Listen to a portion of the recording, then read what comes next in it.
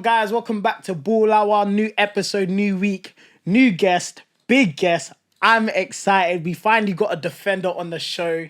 So hopefully you guys have got your pen and notepads out, ready to take some note from the experienced man, the legend himself.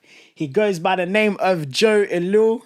How you doing, bro? Not too bad, bro. How are you? I'm fine, man. I'm keeping well. How's lockdown been treating you? Not too bad, to be fair. It's been alright. We were still playing up until a month ago, and then it's just literally been cut off. Season's been null and voided, and just get to spend more time with my daughter at home. What's that been like then? Because we all know how football takes up our life, you know, Tuesdays, Thursdays, Saturdays. But you're full-time, so you do more days, innit? Yeah, so we was doing Monday, Tuesday, Thursday, I think Friday as well. Boy, that's a lot of days. But you're getting time to enjoy with your daughter now. Yeah, well, she's back at school now because they've gone back to school, but it was nice. It's nice to spend that. Yeah, we had that little bit of time together. It was nice to have that little bit, because obviously when I'm at football, I don't really get to spend time with her that much. Yeah, I heard that, but you know what we're here to talk about. We're here to talk about the ins and outs of non-league, some behind-the-scene action that people may not know. And I feel like with your experience, boy, there must be some stories that we're going to get an insight to. So, with that being said, just talk us through like how you got in non-league, your journey, like let the people know about you yourself. So, yeah. So I started off, first club was Wolverhampton Forest. That was when I was really, really young. Quickly moved on from there and then started playing for Barkingside. My brother was the manager, so I was. That's how you got signed, innit? Yeah. It's the only reason why I got signed. Easy way. But he was still playing, so it was me and him playing at the back together. Or, to be fair, a lot of the times I weren't playing at the back, I was playing up front. I was playing as a striker for Barkingside for a little bit. What were the stats? I probably scored more than your average striker nowadays. So I scored quite a few. I think I got like 18 or 19 in the season. That's all right. And then I moved on to Redbridge, back to Barkingside, and then my proper start was with Enfield, and that's when I went from there to Billericay. Craig Edwards signed me from watching me playing in the cup final over Hackney Marshes, and then went from there to East Thurrock, won the playoffs with them to go into the National South. Back to Billericay when Glenn Tamplin took over. Wait, money spenders. Is that why you went? Because of money, innit? No. So why'd you go? Because of the players that they signed, the ambition that they had to go forward. They was always going to do well because of the money, but it was the calibre of players. Like I was playing with people like Jermaine Pennant, Paul Konchesky, Jamie O'Hara, Kevin Foley, that played for Wolves. So I was playing with some good was players. Sanchez what there? Or No, he wasn't there. Sam Deering was signing there. It was like the calibre of players that they had coming in was ridiculous. like literally, I remember when everyone was talking about that time when money was going into Billericay. And did you ever feel like there was pressure for you to like do well because of the money that was invested in a club that, because you lot basically bought the league, you had to win the league and go up? I didn't personally feel pressure because although people might think that there was a stupid amount of money there, not everyone was on stupid amount of money. Like I wasn't on what people probably think I was on. I was on £500 a week, where other people that was playing the same position was on £2,000-3,000 a week. And the person that was, I would say his name, Rob Swain, good footballer, but was he that much better than me? No. So it was like I never felt no pressure on me to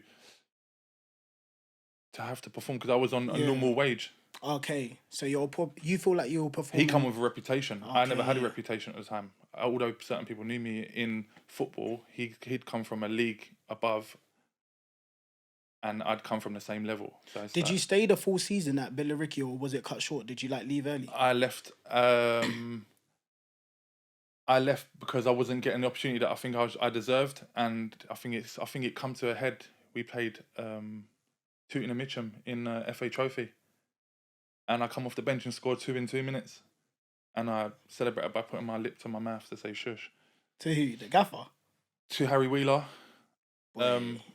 Obviously didn't go down well, but I had a point to prove, and that was me getting my frustration out. So something was said after the game, and then obviously Glenn got in contact with me and said, like, basically, I'm going to pay you up.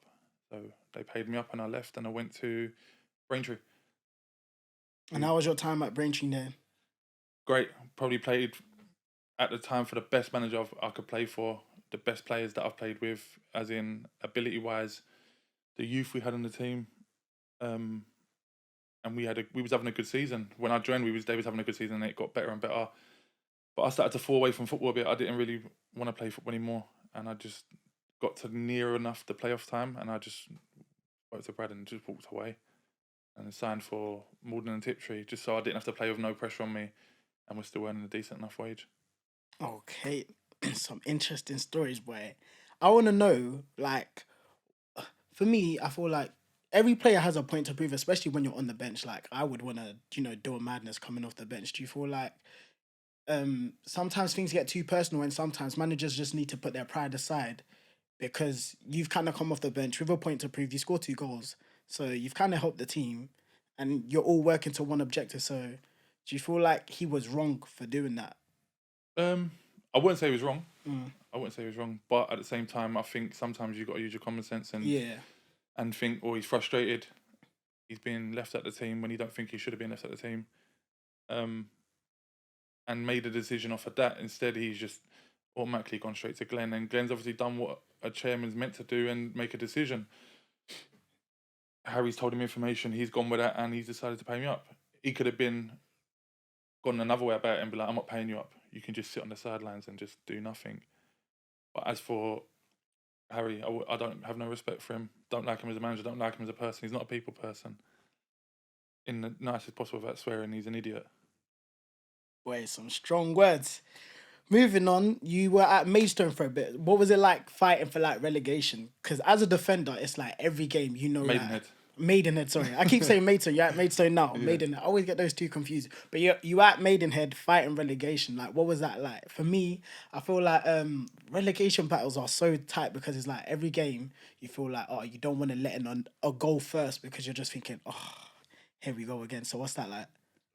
It was difficult for us because I think we started the season so well. Like I think we were sitting fourth for like 6-7 weeks, and we started the season where we beat Stockport away. First game of the season, live on BT. Like we started firing on all cylinders from the get go, and as the season went on, I don't know. It just seemed like we was losing games pointlessly. We weren't losing games by 3 or 4-0. We was losing like 2-1 or drawing 1-1. Like, but we went to teams that we probably shouldn't have gone to and beat them. Like we went to Yeovil, beat them at their ground. We went to Torquay, beat them at their ground. We drove with Wrexham away. We beat Wrexham at home.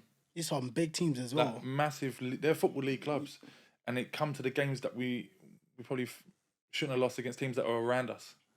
Like we played Dagenham at our ground, lost to them via a penalty. That was something, just ball hit someone in the hand, and they scored from it.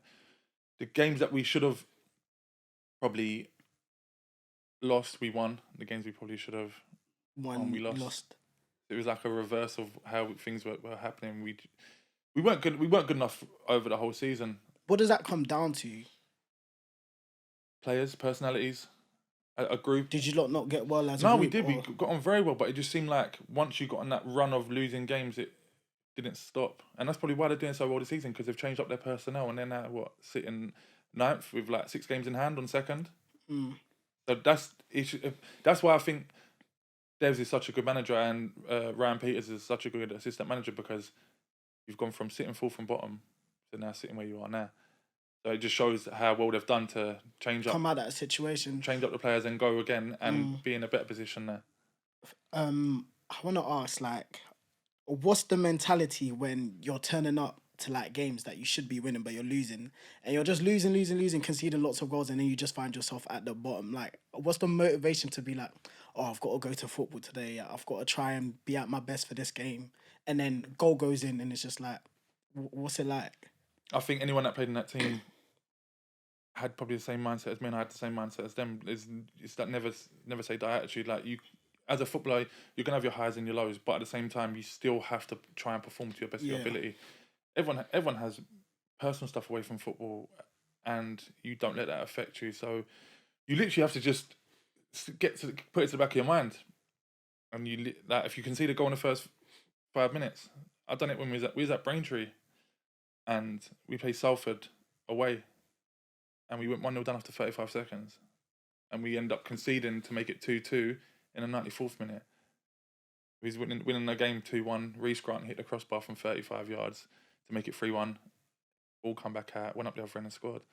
It's mindset, it's strength in your mind, like mental strength. Yeah. If you haven't got that, then you shouldn't be playing football. 100%. Like, you see them situations there where like you're fighting relegation battles and like you've done well that game to get a result. Let's say a point minimum, and then someone just comes, boom, goal. What's that like after fighting for crucial points? Last minute goal comes in, and you're like, oh, here we go again, type of thing. It's horrible. It's never a nice feeling because you've worked hard for 95 minutes to get a result and it's snatched away with one kick of a ball. It's never going to be a nice feeling, but you still have to pick yourself up and go again. There's always another game. The amount of games you play in non-league, you know yourself. You play on a Saturday, you play on a Tuesday. So if you lose on a Saturday, you can put it right on a Tuesday. And it ain't always that easy, but at the same time, you still have to put it in the back of your mind and say, right, we'll go again. The same as the team that's on a winning run. They don't ever think about that win that they've just had. So okay, they get rid of that feeling in their mind and they go again to get that. Sutton's a prime example of it at the moment. They ain't lost in how long? Yeah, they're doing really well. And they, what was it, 2-2 yesterday, and they was 2-0 down. You literally have to put every victory or every loss to the back of your mind and go again. You can't ever overthink on it because that's when you'll fall. Yeah. So a lot of people in football will say like when they lose a football game, it ruins their entire weekend. So how quick would you recover from a loss and be like, okay, you know what, we've lost that game, we've got another game to prove ourselves and go again? It will stick in my mind the whole weekend. It will hurt me, but I've still got a family to go home to. I've still got a daughter to go home to. So she will never know that I've got the ump because I've still got to be a dad. But it will sit in my head for a few days. As a young defender, I feel like that's what I need to learn a little bit more. Like me, when I lose a game, boy, my weekend is done. The first thing I want to do is, boys, where we going? Shoreditch? Where's the Magnums?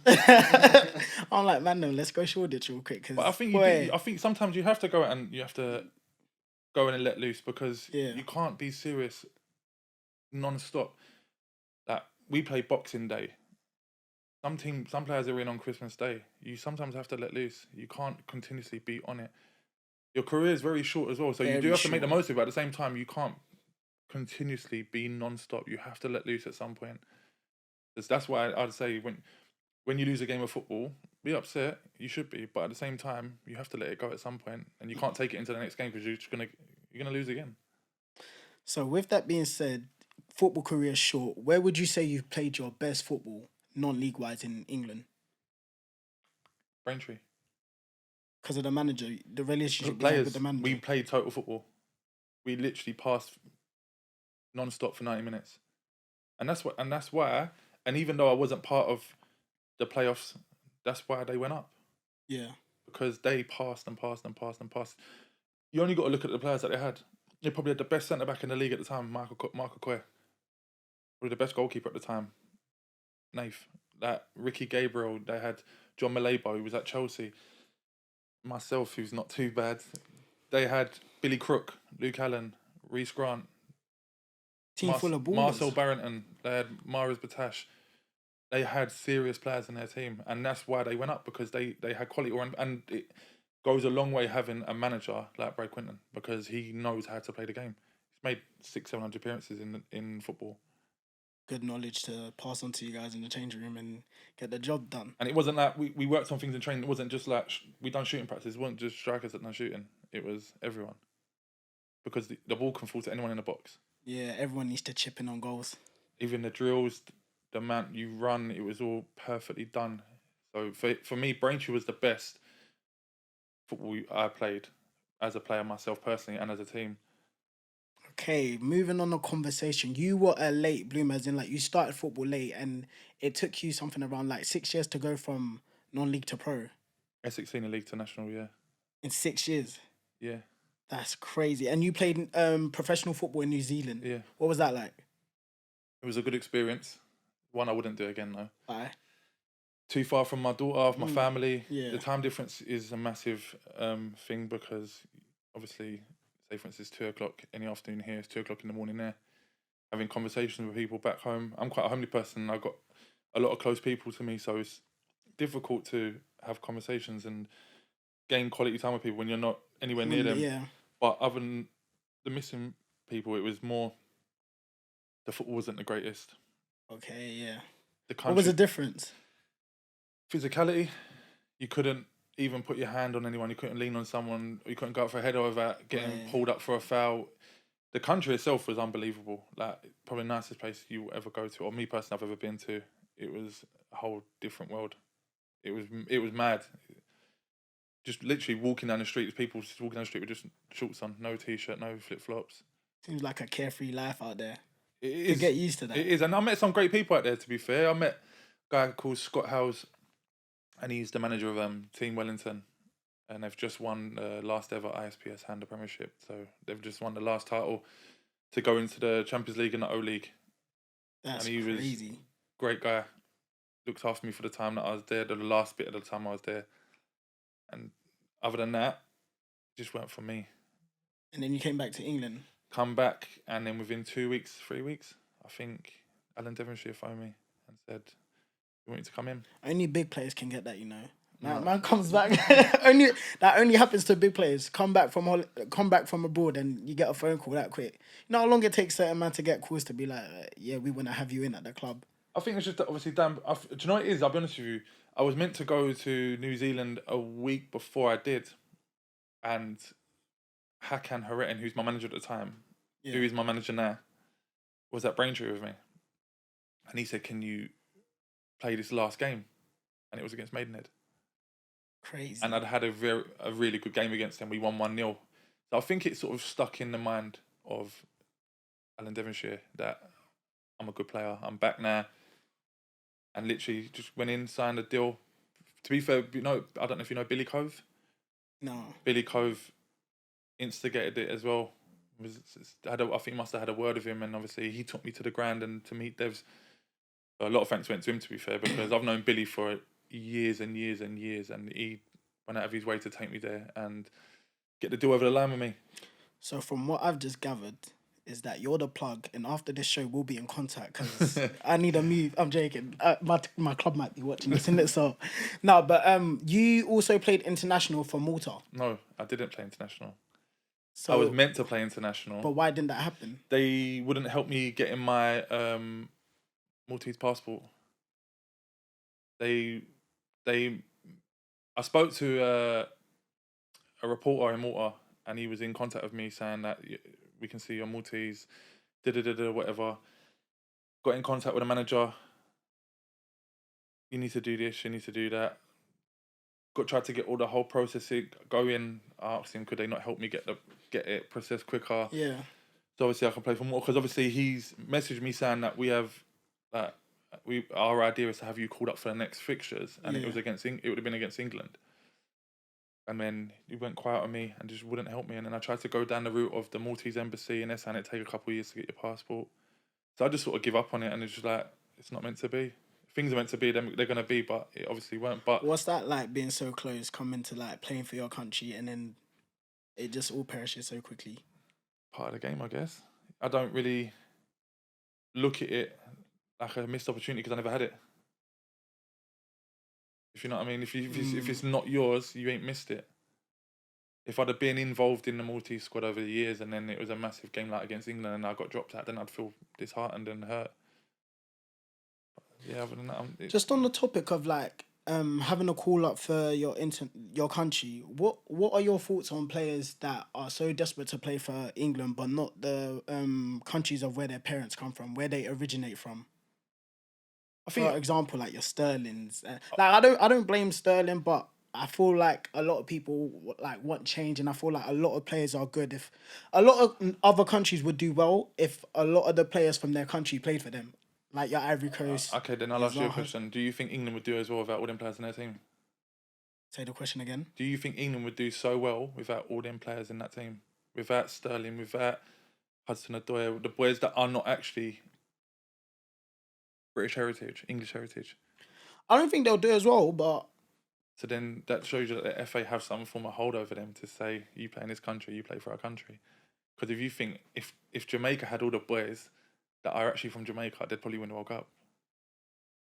But see, this is my thing, though. If all the boys that are from Nigeria played for Nigeria, Nigeria do even better at the World Cup. We're starting to see young players. We're starting to see players. I think it's down to preference. I Yeah. think if you want to play for England, because the country you live in, play for England. If you want to play for Nigeria, Ghana, Jamaica, Cuba, it don't matter who it is. I think it's down to wanting to be in the limelight. I think these players... See, that's my thing. These players know that they're going to be in the limelight even more playing for England. But then, realistically, Sterling should probably turn around and say, go away, in nice words, because look what they've done to him in the press. Like, they're so quick to get onto him, like, when he does the littlest things, but when he's doing well, you don't see, like, the hype as much. That's the world we live in now. Yeah, but this is what I'm saying. I'd rather go and play... There's another thing of systematic racism. And that's my thing. Because if I've got certain tattoos on me, that if that was on someone else, it'd be come across in the wrong way. Yeah. If a young black man had the tattoos I've got across my stomach, that would go down very, very bad. Yeah, too bad. And that's why I'm like, with the way we call for change, surely we've got to take change into our own hands as well.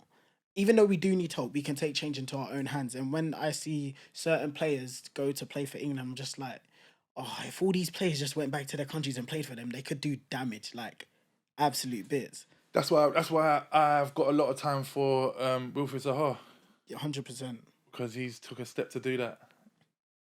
And there's a lot of things I like about Wilf that he's doing right now. And I praise him for it. But that's one of the main things. So do you agree with him not taking a knee? Yeah. Why? What are you kneeling for? You're kneeling for the same thing to happen week in, week out. It's still happening. You're still getting racial abuse. It's non-stop. So you're gonna kneel, but yeah, you're gonna get a message every day that you're kneeling. You got to do something different. Okay, so for you, that you're a different race to the black race, how do you take it upon yourself to make sure that you're doing the right things to help make sure that the conversations are being had to make sure that change happens in terms of like racism? Do you call out, if you had a mate, for example, if he's being like racist to your friend that's black, do you call him out upon 100%. it? Or 100%. It wouldn't happen. I'm brought up in a predominantly black area. I live in Hackney. 90% of my friends are black. 2% of my friends are white. The other percent are probably Turkish. I've got more black friends than all the other black boys. I've got black friends. do you feel like that's one of the main reasons why you respect black people? No, but I see past colour. I see people as people. We both bleed the same. We both. I don't know if I can even swear. You can say what you want. There's no filter. We both bleed the same. We both shit the same. There's no such. I don't see colour. There's colours irrelevant. People are people. You are you. Who you are is who you are. But this is the problem. This is the world we live in. People see me walking down the street with a hood on, and they see you walking down the street with a hood on. They're naturally going to fear you more because of the way the world is built around systematic racism. They'll automatically think he's probably in a gang. He's probably got a knife. It's the world we live in. It's sickening. It's bad, but the only way to deal with it, I think, is the people that are doing these things to punish them properly. Yeah. Because you'll punish someone for selling drugs. You punish someone for doing this, that, the other. But someone can come up to you in the street and call you the N-word and nothing will happen. The police will see you in the street and automatically pull you over because you're a young black boy. If you hear your teammate being racially abused, are you walking off the pitch with him? 1,000,000%. There's no ifs or buts. I'd probably be banned from football for life. No, I respect that because I feel like... We had it the other year. Rene Steer. I don't know if you know Rene Steer. Was that Maiden of me? No, I don't know. He was racially abused on the pitch. And to be honest, the plan was to smash the geezer to pieces for 90 minutes. No, it was. And it's just the way you said that. And the guy went to court, and this is where it goes wrong. And I might get in trouble for talking about it, but I actually don't care because I think it's disgusting. There was a boy that played for the team, a young black man, that defended the boy that said it. He called him a monkey on the pitch. And this is where it does go wrong because you're defending someone for money reasons because you don't want to lose your club. And if anyone knows Rene's the nicest person you'll ever meet. Most humble guy in the world, will never do anything wrong to anyone. And he was racially abused on the pitch. For what reason? And this guy's now playing pro football and got away with it at the FA. And anyone that knows Rennie will tell you the same thing. He's the nicest person in the world. But for that game there, my intentions was to find any excuse to find a 50-50 to snap him in half. Because I physically couldn't punch him on the pitch, so I thought I might as well snap him. I might be wrong, but I couldn't get physical with him because it's obviously not morally right in the football world. But I feel like I don't even know at this rate. We've tried taking the knee. We've tried speaking to the FA. We've tried calling so many people out. Even the professionals call a lot of people out, and we still get the same result. Like even the Ian Wright situation was just like that. Just speaks volume of how the whole country, people in football, view racism. Put it this way: you will get a bigger fine for saying something in the media about a referee than what a club will get for one of their players saying something racist or their fans chanting monkey noises. You're losing already. If you're getting a fine for saying the referee's been shit today, yeah, and you get a £60,000 fine, and then you go away and play against, I don't know, in a country that's quite openly racist, and make monkey chants, and they get a £30,000 fine, how are you going to win this battle? If they're fining them 30 grand, but you've got fined 60 grand for saying the referee was shit. Well, I'm just praying that something changes, but I don't know what's gonna change. I really don't. I don't want it to go down the route I think it's going to go down, but I can see it being some form of race war at some point, and I really don't hope that comes to that because it seems like right now it's getting worse. It's getting worse before it's getting better. And the crazy thing about the situation is that I went to the protest that happened in the streets of London. I went. And one thing one person said to me that stood out was they said that it's crazy because all black people and people of minority, all they're fighting for is equality.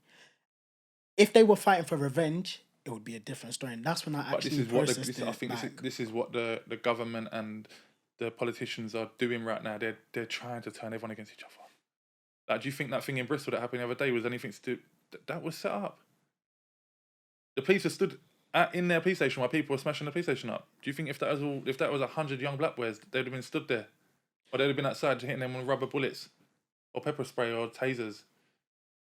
This is crazy, man. But hopefully, I went to the protests, and it was nice to see so many people coming together. Yeah, 100%. I think this is where people go wrong. They're thinking that black people are saying only Black Lives Matter. No, we want to be on the same level as you, the same playing field as you, because how the life works and how the system works is that it seems like people look down on black people and don't treat them the same, and they're the first to be blamed for everything. 100%. So they're just literally saying we want to be on the same level as you. We want to be on the same playing field. Equals, because we're all equals. We just have different skin tones. 100%. There's enough clubs that I've been at where I've been treated because of my skin tone. Like, I don't even want to go into it too much. I feel like we can save this comment for another day, but there's enough times where I've been like, yes, he has more experience than me. I'm performing better than he is. I'm playing well. I'm putting in the results week in, week out. I'm doing more than what I need to do to show that I should be here. But yeah, you're going to pay him more than me when he's not even doing good as me. You're going to play him over me. He misses training 1 week. He comes back the next week. He plays it. Like, I think that potentially has something to do with race. It also has something to do with managers' favouritism. Favouritism as well. And that's what I'm saying. Maybe not down to race. It happens. There's boys that I know that have played for managers for years and years and years and probably should have been binned off a long time ago, but because the manager has faith in them and they trust him as a player, they'll play them. Boy, may the Lord help us all. No, but moving the conversation on, I wanted to know, as a defender in non-league, what do you think you have to make your presence be known that, yeah, I'm here to play? It depends on level, I think. I think if you go from the Ramen League, say, for instance, I think you've just got to you've got to have the basics, wouldn't you? And that's me being honest. I think I played it and I was a very basic player back then. I wasn't anything special. I was good in the air. I think just the basics of being able to pass the ball, have a little bit of a brain when it comes to having a picture of what's in your mind, what you can see. It's when you start creeping up the levels. Like if you go to the National League, everyone's my size. Everyone is 6 foot plus, 6'2", 6'3". That's crazy. Because I'm 5'9" and I'm playing centre back. They're brutes, and I mean brutes. They're strong as anything, and they're quick. Are you quick? When I get going, acceleration. I've seen when it comes to turning, I've seen Mick turn quicker. But no, when I get going, I can go. I've got quite a few good clips of me tracking and getting the last ditch I tackle need to in. see this, boy. But no, I think that level there is the equivalent to League 2. So League 1 may be some of the bottom half teams. So Yeah. you literally have to be on the ball with everything. Fine details, how you train. So what kind of defender would you say you are? Would you say you're the aggressive type, the ball playing type, the one that just makes a living off heading the ball 50 yards down that way? I'm known for being nasty, big unbelievable in and the air. And I'm known for hitting people quite hard in tackles. Fair, but very, very hard. But what people don't see is I have got the other side to my game. I can play football. I'm one of them players that you'd probably be shocked if you see me get the ball and I can spray at 60, 70 yards into someone's path. It's just, I've never really had to do it, especially playing Roman Prem Dan. Yeah. Since I went to Braintree, that's when I started doing that sort of stuff. I'd play out from the back continuously. It was always goal kick, pass 5 yards to your left or your right, and we'd play. So as you go up, I believe the levels get harder and harder and harder. And obviously, season after season, you're getting older. Obviously, you can't turn. Your hips are not agile like that. But how do you recover for games? Because I feel like training comes thick and fast. Games come thick and fast, and the intensity is so like high. The levels you go up. So how do you recover? Well, say for instance this season at Maidstone, after the games we was given food and that, tablets to be taken. I got shakes and that indoors. We had our SIS stuff that we take before the games and all that. So we have all the stuff in place, including snus, which is taken very regularly. I don't get this hype around snus. What is it? You ain't had it, so you wouldn't know. Just believe me.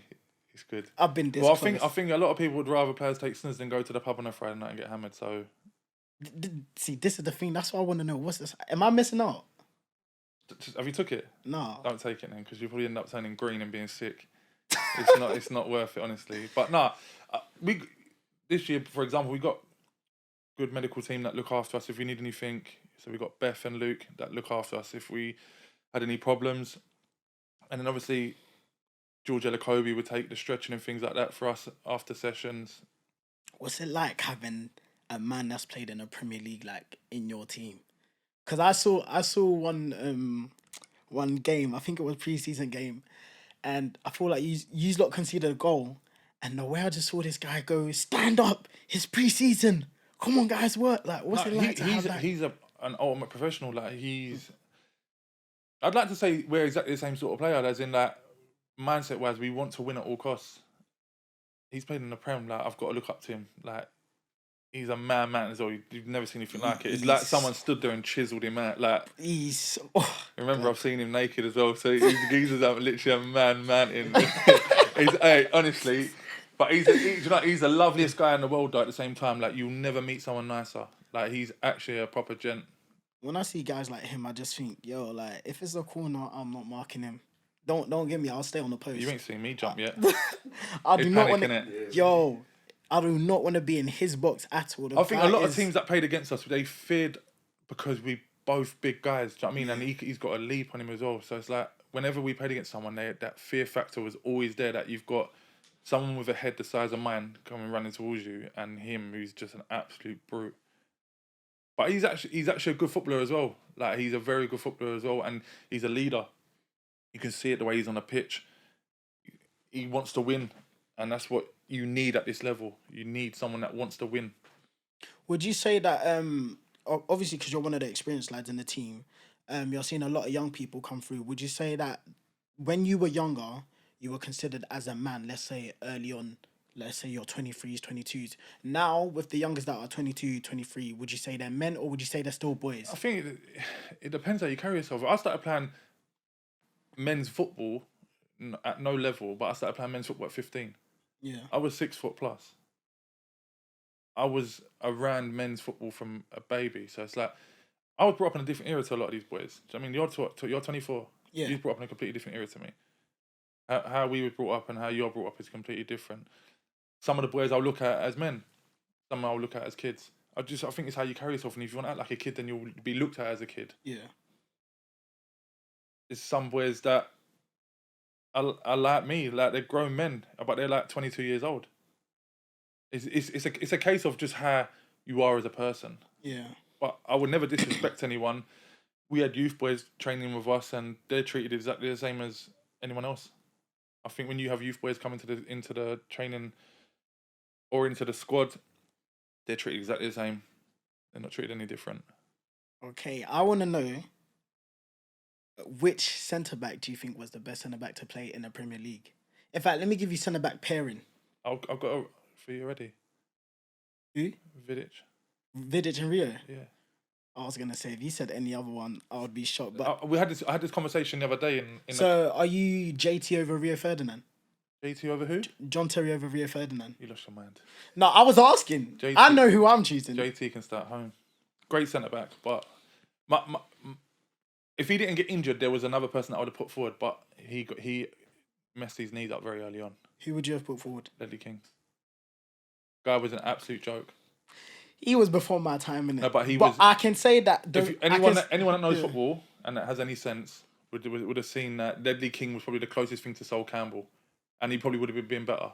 The reason I would slightly give it to Ledley King is because even though he was like before my time when I knew football, like I remember Puma, and it was because of like Ledley King. That's why I got like Puma. Only person I've ever heard say Puma.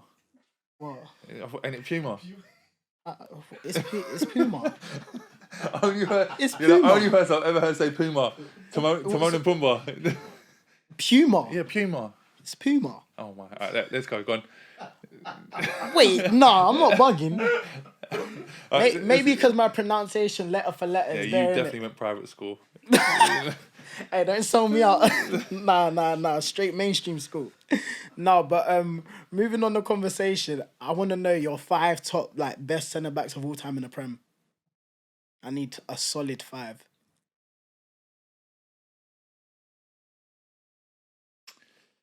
Ferdinand. Yep. Vidic. Facts. Don't like him. Don't like him because one of my family members support them. But Van Dijk.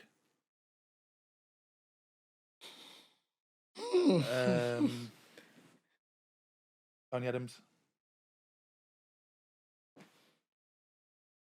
Marcel Desailly.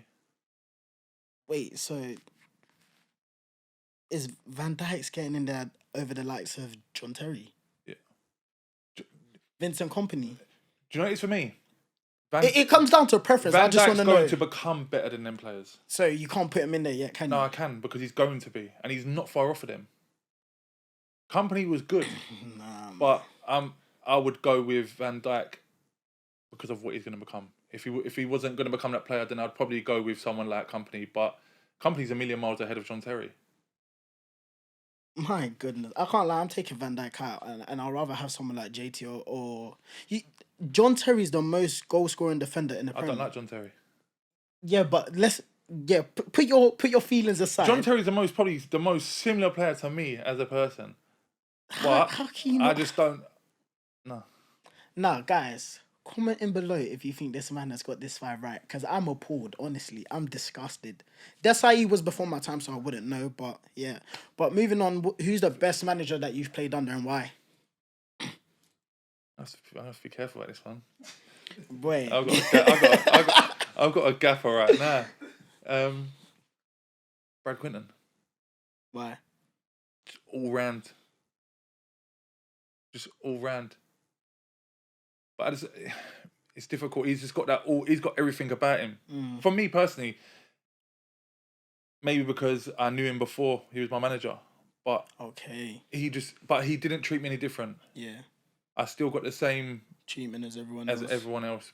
But he just honestly, if I could find any clips that you could see, honestly, it was ridiculous. The football we played. We played Dartford. I think we passed the ball for about 3 minutes straight and ended up missing the target by about that much.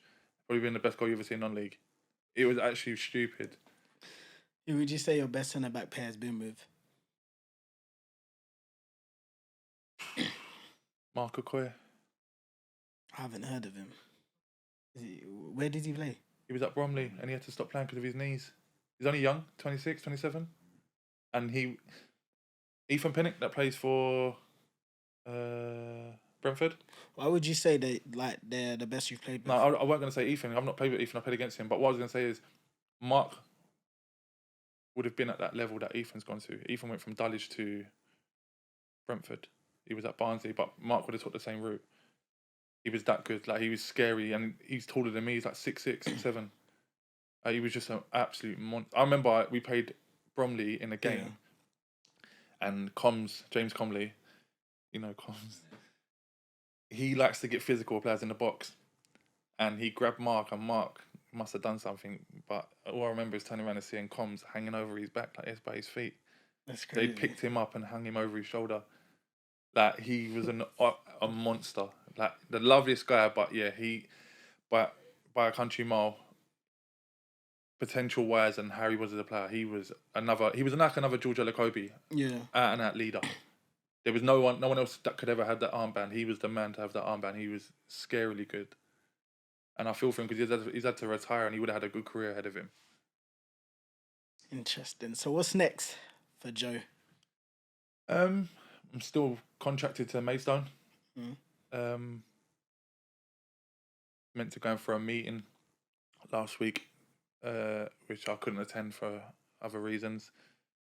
But my plan is to remain at Maidstone, ideally.